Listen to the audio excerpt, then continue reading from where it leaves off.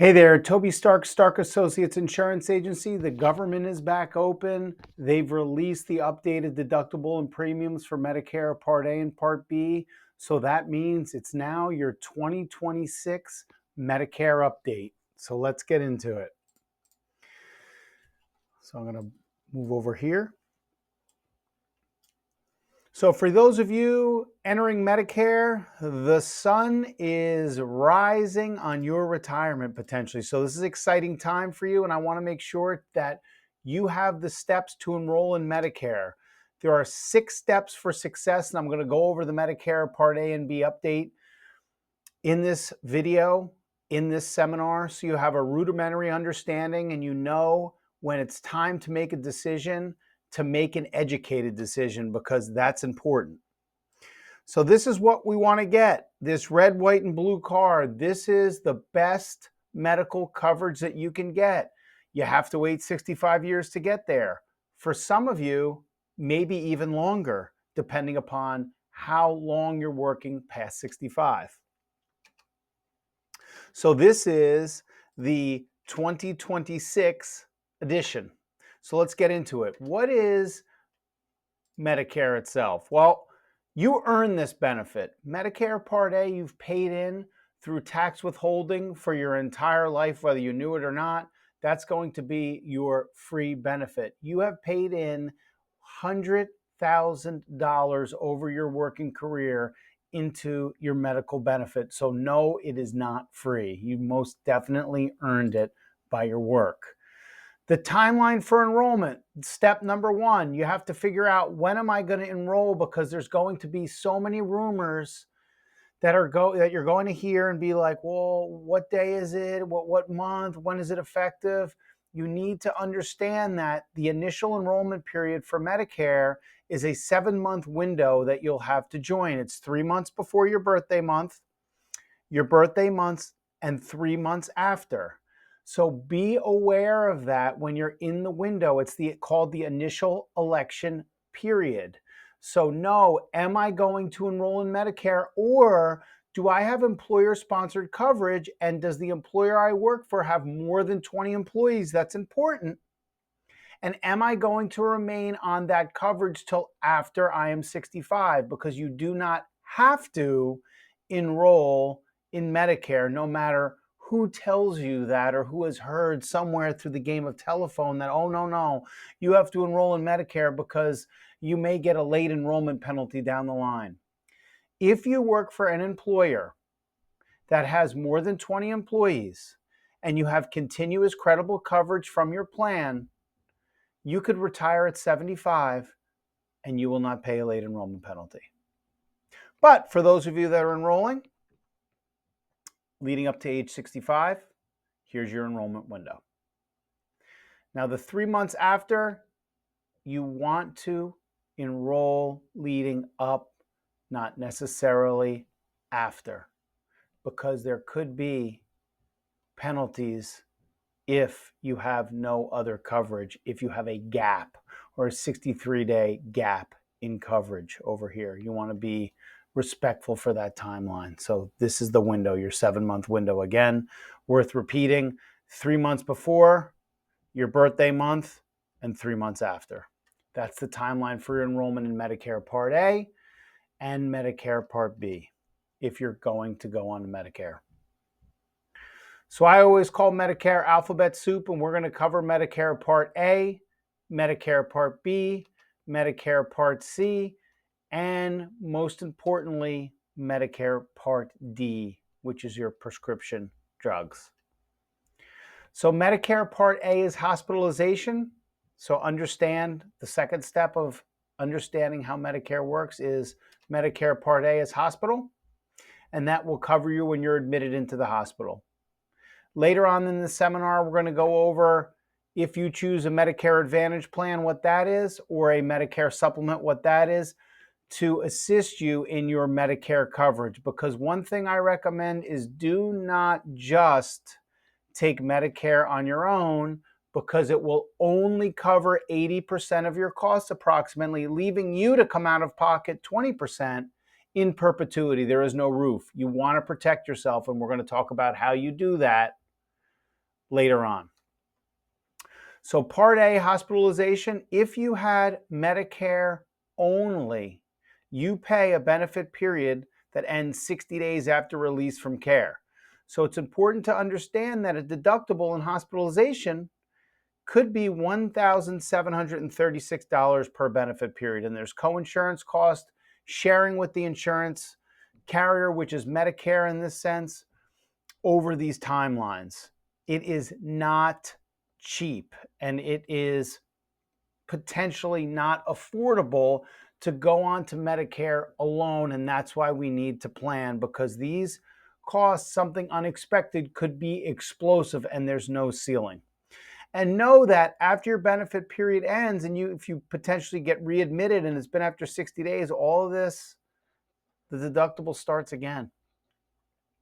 So be cognizant of that. Medicare Part B is doctors and outpatient. Okay, so you need to understand that it's doctors, outpatient, x-rays, blood work, routine preventative care. I wanted to go over Medicare Part B because it has deductibles. In 2024, the deductible was $240. It increased to $257 and $25. And 2026, it is now $283. And what that means is when you're using Medicare, you have to satisfy that deductible first before Medicare will pay. Many people confuse this. They get bills, they get a Medicare summary notice, they're not sure what to pay. Just know that when the calendar year resets to January, the deductible will reset. So chances are, if you're using the Medicare coverage in January or February, your first doctor's visit, you're going to have to pay. Be on the lookout for a bill from the provider up to that amount. That is your deductible, and that's what you have to pay first before Medicare pays. I just wanted to review over an 11-year time frame, most importantly, because most people aren't going to see the Medicare Part A deductible because it'll be covered by your Medicare supplement policy or Medicare Advantage plan, which we'll get into. So that's not as important. But the plans may have you pay for your Medicare Part B deductible. So you just want to see how far it's moved from 2015. Not really that much. A lot of numbers here. This is the Medicare Part B premium for 2026, and it's going to be $202.90 a month. For those of you that are on Social Security, this premium will be withheld from your Social Security check. For those of you that aren't enrolled, you will have to pay the government quarterly if you're not enrolled in Social Security yet. And by the way, to enroll for Medicare Part A and B, you need to connect with Social Security. They run Medicare. Some people think, oh, I don't want to go on Social Security benefit yet. Well, you don't have to. You just have to go through there to enroll in your Medicare benefit. If also you are not on Social Security, they will bill you quarterly, or you can set up an account in mymedicare.gov. I'll repeat it, mymedicare.gov, and you can pay out of a bank account, automatic draft, monthly until you decide to take the Social Security benefit, and they'll stop drafting out of your bank account and they'll start withholding out of your Social Security check for as long as you're on Medicare, which will most likely be for the rest of your life. So the reason why I have this chart up here is because depending upon how you file taxes will directly affect what you're going to pay for Medicare Part B premium. And no, it's not free. Medicare Part A, 10 years or 40 working quarters, you do not have to pay anything for Medicare Part A hospitalization, but it doesn't matter how long you work for Medicare Part B, you have to pay. So look on this chart and see where you stand. If you're an individual, you're on this column. If you're joint, you're here. And if you're married and file a separate return, you're here. What happens is if you fall into any one of these buckets, let's say this one, the base premium is $202.90, but filing in 2024, the government's going to look back and go, wait a minute, we're going to take your base premium of $202.90 and increase it $202.90 up to $405.80 a month. It's called Income Related Monthly Adjustment Amount, or IRMAA. When you apply for Medicare, if you are a higher earner, you will most likely get a letter stating that you are a higher earner. You do have an opportunity to appeal in the letter, so read it carefully. If you've just retired, you are not earning what you earned 2 years prior, so you can appeal, and most that appeal and can prove that they're earning less can successfully, depending on their earnings, lower their premium down. Just because you're paying more in Medicare doesn't mean you're getting more. It's means tested. That's important to know. And also, you'll never run away from IRMAA potentially. If you take a distribution, I'm not a financial advisor, but that goes towards your modified adjusted gross income. I'm not a CPA, but then it increases your income. The government's going to know about it, and it's going to increase your Medicare premium accordingly, and it's going to be 2 years prior. So you probably already forgot that you did it and be like, oh man, I got to appeal again. So it's an active sport of always keeping track of what your income is and if you're going to approach IRMAA and have to pay more in the future. Also, IRMAA does affect your Medicare Part D drug plan. For example, if you enroll, we'll use this column again, if you enroll in a drug plan and your premium is $5 a month, that's great, but you have to pay an additional premium to the government of $37.50. So $5 premium goes to the insurance carrier, $37.50 goes to the government. That's if you are deemed a higher earner, and about 5% of Medicare beneficiaries are. There are 70 million beneficiaries, so about 5.5 million Medicare beneficiaries fall into this bracket. So take a look at this and don't be surprised if you're a higher earner. And it's important, if you're using an agent or a broker, somebody independent, you want to have this conversation because you don't want this to be a surprise to you. We don't know if you're going to get the letter or not as an independent agent, but we cover it and say, hey, look, you might get this. So prepare from a budgetary standpoint when you go into Medicare. Again, people still think Medicare's free. Moving along, Medicare Part C, Medicare Advantage plans. What is a Medicare Advantage plan? It includes a network, copays, deductibles. You have to satisfy an out-of-pocket. And there's an integrated drug plan. I will tell you on this slide, please, please, buyer beware. You're going to get a lot of marketing and a lot of phone calls, a lot of materials in your mailbox, and it's going to state that this is just like the coverage that you had. It's true, but ask yourself, do you want a network? Do you want copays? Do you want a maximum out of pocket? Do you want pre-approvals and prior authorizations? These plans change every year. These plans do have little or no premium, but beware, the networks change. A doctor that you saw for 35 years, you may not be able to see anymore. A doctor refers to you to another doctor, a specialist that you might not be able to see, and you will have to pay out of pocket or seek care elsewhere. And some of these networks for these Medicare Advantage plans are narrow. So you have to think about who you are. Are you going to travel? Are you going to live in multiple locations? Are you okay with a narrow network and seeing a small amount of doctors and your network changing year to year, your benefits, copays, maximum out of pockets changing? Is that somebody? Is that you? Because the reason is there's another alternative, and that's staying on original Medicare and having the flexibility of no networks, no copays, no maximum out of pocket, no pre-approvals and no prior authorizations, and seeing any doctor that accepts Medicare and all hospitals that accept Medicare. It's up to you, and we'll go over this. So Medicare Advantage plans, please pay close attention to these to see if this is a best fit. Ask many, many questions. Medicare Part D, and it's the fifth step of success in understanding how Medicare works, is your drug coverage. If you decide to stay on original Medicare, you're going to need a Medicare supplement policy, which we'll cover in a minute. and then you'll need to enroll in a drug plan. Medicare Part D is an umbrella. Under that umbrella are private insurance carriers that are going to offer you coverage. So when you say I'm enrolled in a drug plan, you are actually enrolled in Medicare Part D. So what will happen is the questions you have to ask yourself are, what medications am I on? Dosage, frequency, and pharmacy. How many carriers can I choose from?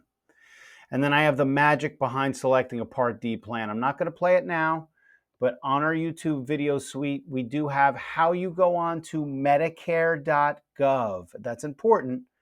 Type in your zip code, put your medications, dosage, and frequency, and search the search bar by lowest premium cost and lowest out-of-pocket cost for your maintenance medications. When you do that, there will be a list of drug plans that come up. You want to search by the least expensive drug plan and the least expensive plan that you will have to pay for your maintenance medications, because why would you want to pay $1 more, right? And every year you have an opportunity during the annual election period to change your drug plan, which is October 15th to December 7th. So I always talk about Medicare Part D as a dating situation where every year you have the opportunity to change your drug plan in that annual election period. For those of you that are going to be staying on original Medicare, you will get an annual notice of change at the end of September from your drug plan company, the insurance carrier, saying that what the premium is going to go up to and if they're going to keep covering the maintenance meds that you're on, or they may not. And it's important for you to plan for the upcoming year. 7 out of 10 Medicare beneficiaries do not review their drug plan. I've had premiums go from $2.30 a month to $22.30 a month, from $80 a month to $125 a month. Don't just think the plan that you're in for your drugs is the best plan and you're just going to stay there because it worked okay for you the year prior. Always review.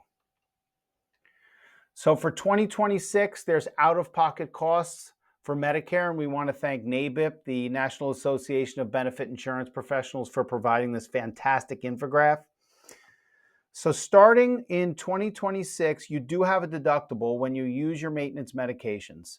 And a lot of you won't even reach the $615 deductible threshold because your maintenance medications are statin and they're 50 cents to fill. For some, you may meet that deductible and go into the initial coverage stage, where you pay up to 25% coinsurance for medication covered on your plan's formulary. So it is the march to $2,100, which is the total maximum out-of-pocket that you will have to pay in the case that you are a beneficiary that has very high-cost maintenance medication drugs. All of you think you are, and 5% of you are. So a very small amount of the Medicare population is going to blow through this. And by the way, the donut hole is gone. Stop with this. There is no donut hole anymore. We don't have that.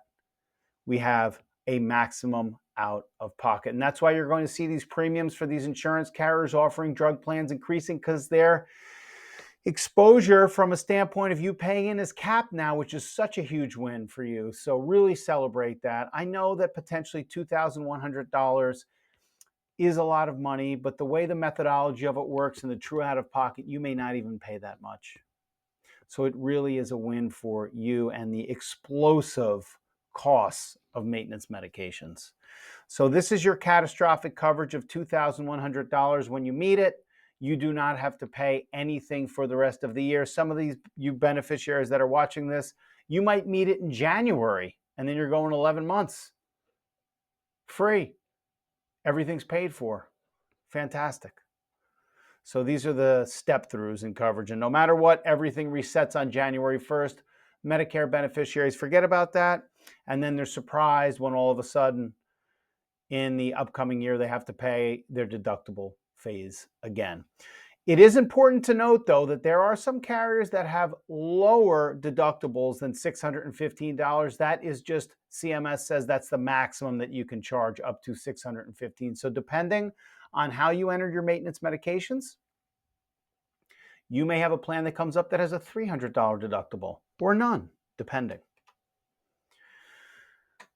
So we need to, if we're going to stay on original Medicare, we want to solve for the gap. In the beginning of this seminar, about 20 minutes ago, I talked about Medicare only paying for 80%, and it's important for you to plan for how you get that other 20%. Because imagine, here you are, here's the gap. What are you going to do? You're going to fall right down into the water. So you need something to bridge the gap. And that's where a Medigap or Medicare supplement policy comes into play. So there are plans that are offered by private insurance carriers, and this is the 6th step to success of understanding Medicare and how it works, the 2026 version.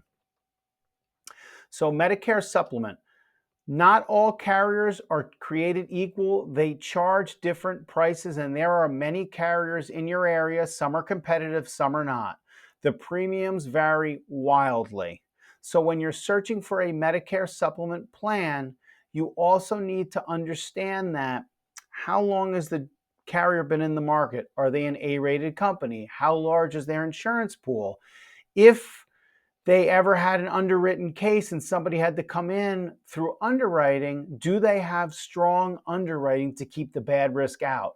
You should at least know that when you make an educated guess going into an insurance carrier for Medicare supplement, because you're going to want to be part of that insurance plan, that carrier, for a long time. This is more of a marriage. And this is what we do with our clients. We step them through, we give them the education, we let them decide on what carrier based upon the information that we give them. So the two most popular plans right now are Plan G and Plan N. So Plan G, and these are responsible for covering the 20%. Plan G, what it does is it covers everything that Medicare doesn't cover, the 20%. But as we spoke about Medicare Part B, you have to pay the deductible first before Medicare kicks in. So please note, and this is important, Medicare is the engine that drives the bus. The supplement's just on the bus along for the ride. Please don't confuse the Medicare supplement for Medicare. The supplement, yes, it will be a private insurance carrier, maybe you have heard of, probably. Maybe you've been enrolled through your employer group, that same carrier name. Everything is different in Medicare, okay? What that means is that the supplement has no say, and they're contractually obligated by law to pay when Medicare pays. So after the deductible is paid, when Medicare deems it medically necessary, they will pay, and the supplement will pay the difference automatically. It's called auto adjudication. So don't think just because you have a Medicare supplement policy that there's a network tied to it. It is following original Medicare alone. Alone? I want to see if you're paying attention. Along. Original Medicare has no networks. You go wherever you want and the supplement will follow. So think, who are you? Are you a person that travels the country, likes flexibility, doesn't want to worry about doctors coming in and out of the network, doesn't want to pay a copay per se, doesn't want an explosive maximum out of pocket? A Medicare supplement could be for you, and we have to sift through that. So let's get back to it. So there's two plans offered, the Plan G and the Plan N. So Plan N is like Plan G, where Plan N will pay after your Medicare Part B deductible is satisfied, but we talked about no copays. With Plan N, it is less expensive, but you will have to pay a $20 copay if you go to the doctor. And if you go to the emergency room, you may have to pay a $50 copay. Also with Plan N, if you go to a doctor that doesn't take Medicare on assignment, that means they don't agree to Medicare's fee schedule, you may be balanced bill up to 15% of the claim that they submit. So be aware with Plan N. You should definitely understand the differences between the two and decide, who am I? I call Plan N the coupon clipper that doesn't mind calling the doctor's office, asking them if they take Medicare on assignment, and then paying the $20 and taking the savings between the difference of the two plans. Plan G is more of the Cadillac, the most robust, set it and forget it. Go to the doctor. You don't have to worry about Medicare on assignment because with Plan G, there is no balance billing. The only thing you need to worry about from a consumerism standpoint is satisfying the Medicare Part B deductible. When that's satisfied, everything else is paid for at 100%, and it happens behind the scenes. That is your Medicare supplement policy.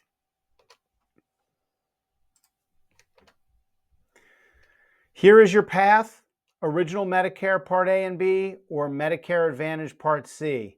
And you're traveling down the path this way. You have to make a decision. Who are you? Do you want to go on Medicare Part C, which is Medicare Advantage? It combines hospital and doctor under one and integrates your drug plan. It also has additional benefits, including hearing, vision services, over-the-counter benefits. I would like to say, though, please focus on the core benefit. Don't take your eye off the ball and look at all of these ancillary benefits because they can change at any time. And if these carriers aren't getting paid from the government as much as they were in the past, they're going to cut a lot of these things. Yes, if you're enrolling in a Medicare Advantage plan and it's $0 premium, if it's free for you, somebody has to pay the insurance carrier, right? The government does. So if they start paying less, your fringe benefits are going to start disappearing. So focus on that root benefit for Medicare Advantage and be okay potentially for a narrow, limited network.